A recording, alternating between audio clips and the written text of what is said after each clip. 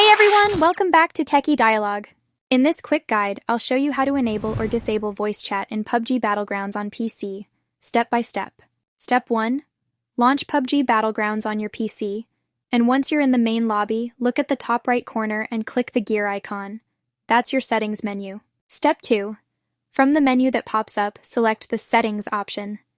This is where you can adjust all your gameplay, audio, and control preferences. Step 3. At the top of the Settings window, click on the Audio tab.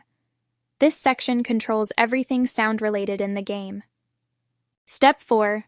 Within the audio settings, switch to the Voice Chat tab. Here's where you can manage who you can talk to during a match. Step 5. If you want to enable voice chat, set the voice chat channel to either Team Only or All. To disable it, just select None. Then, make sure to click Apply to save the changes. And that's it! Thanks for watching, and don't forget to subscribe to Techie Dialogue for more helpful tips.